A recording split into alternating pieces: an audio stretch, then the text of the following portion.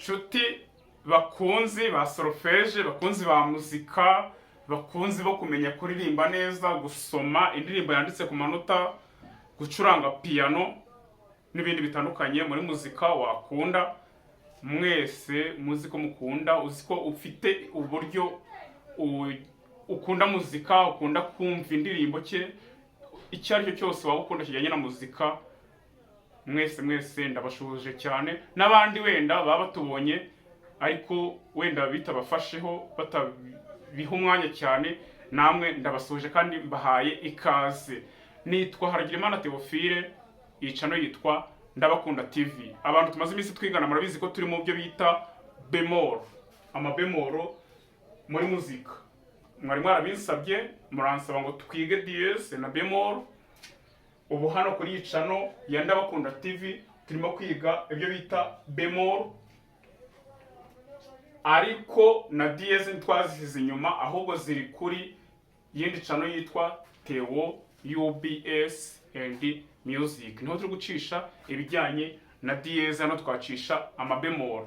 No kugira ngo tugerageze gukora ibintu bigufiya kandi twere kubivanga kugira ngo buri wese asobanukirwe, kuko hari ukuntu ari nakoze amasomo fata dièse fata na bemol tubishyira mu isomo rimwe, muza kunsaba ko najya nkora gamme imwe ukwayo kugira ngo tuyisobanukirwe. Ibyo narabikoze, ariko nanone nasanze gufata bemol zikarangira tukazakurikizaho dièse nazo zikarangira byafata igihe kinini kandi dufite ibintu byinshi byo kwiga. Niyo mpamvu turimo kwiga bemol kuri hano kuri icano yitwa Ndabakunda TV, ariko amadièse tukayigira kuri Theo UBS and Music. Reba nyine aya magambo yanditse hano hangaha gutya, aya magambo yandike muri search yawe, Theo UBS and Music, gutya urahita ubona aya masomo yandi ya dièse. Reka noneho twikomereze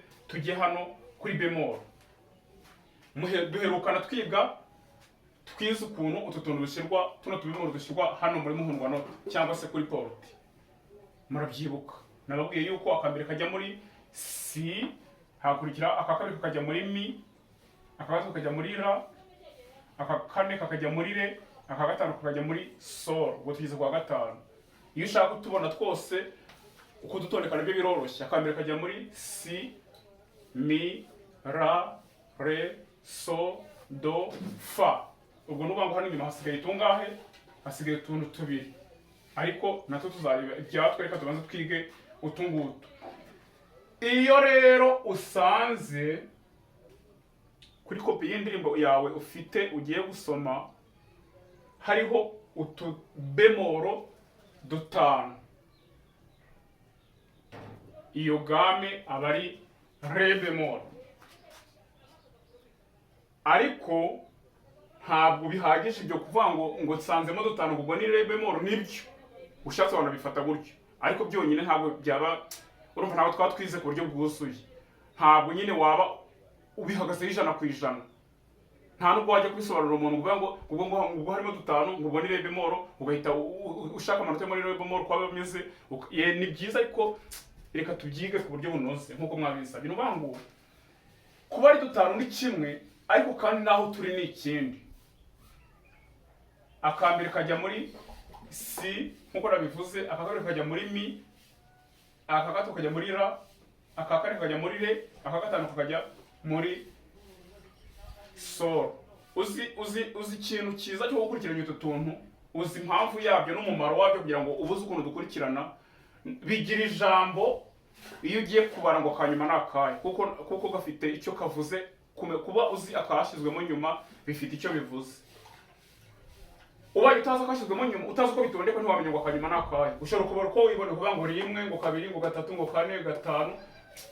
Cyane ko hariho n'igihe usanga mu ndirimbo twegeranye ku buryo utashishoza ngo umenye ngo akambere akagiye mbere n'aka kabiri n'aka gatatu n'aka twegeranye. Ariko iyo wifashishije uko dutondekwa uhita umenya akanyuma ko kagiye muri solo niba ari dutanu duhari. Okay, iyo umaze kumenya akanyuma rero, kugira ngo ubashe kumenya koko turi muri gamme ya re, nababwiye yuko aho akanyuma kari uhita uhahera ukabara inshuro enye umanuka. aho biguye ubwo iyo gamme aba ari iyo ngiyo. Ibyo n'ibanga rimwe ariko ndababwira n'irindi mu kanya. Reka tubaze tubare iryo twari tuvuze. Akanyuma ngaka twakabonye kari muri sol. Ubwo sol ni rimwe, fa kabiri, mi gatatu, re kane. Mwese mubibona. Rumango iki gihe gamme yacu izaba ari re bemol. Hari n'akandi kantu, hari n'irindi banga nanone. Ubwo nuvuga ngo iri banga rya mbere tubonye umubare uturimo, ushobora kubona ko dutandukanye ko ari re bemol turimo.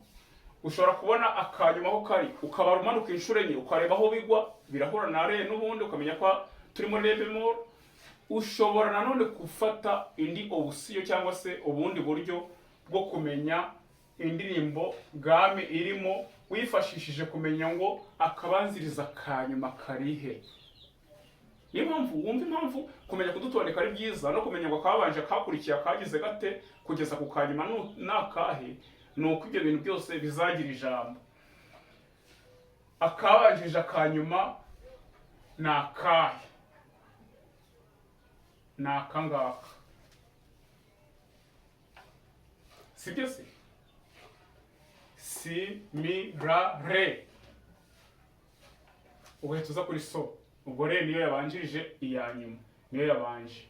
Aho rero akabanjirije akanyuma kari, iryo n'irindi banga nkubwiye, niho iyo gamme ibibarizwa. None akabanjirije akanyuma twese turi kubyumvikana cyangwa turi kubibona ko ari muri re. Nubwo ari muri re yo hejuru na re yo hasi zose ni re nyine. Ubwo iki gihe rero bidasubirwaho uzahita umenya ko turi muri gamme ya re bemol. Ubwo ni uburyo buzagufasha kumenya ngo turi muri ihe gamme ubonye utu bemol turimo hano. No kuri credo fa naho nta gihinduka mu humure. Iyo uza amanota yawe uko asanzwe ashyirwamo, murabizi mwese ko iyo turi mu rufunguzo rwa fa, iyi ngiyi aba ari amanota bari hano aba ari fa. Ubwo nuvuga ngo ushobora gufata fa, mi, re, do. Uhitamo na do yawe, do, si, ra, so, ugakomeza kuko wabibonye nyine. Noneho rero wabibonye ko iyi ngiyi fa, mi, re, do, si. Akambere kajya muri si. Dore si ngiyi rero nkuko n'ahandi kagiye muri si. Ubwo si ni iyi ngiyi kuri mu rufunguzo rwa fa si aba ari iyi. Ndumva ibyo tumaze kubimenyera twese. Noneho ngo si, mi, ra, re, so. Akanyuma kari muri so. Sibyo? Akabanziriza akanyuma kari muri re. Bigahita biba ya re bemol twavuze. Noneho ushatse no kubara, wenda urabizi ko hano habara amanota ya sol. Ushatse kubara ngo sol ni rimwe, fa ni kabiri, mi ni gatatu, re ni kane. Nuko urabona ko hano bihura. Sibyo? Si, mi, ra, re, so. Nuvuga ngo uzahita ubona yuko ubaza umanuka uvuye kuri sol harimo inshuro enye. Kimwe nuko kubara umanuka uvuye hano kuri sol nayo ukajya hano hasi ugasanga biragwa muri re ukomeje umanuka.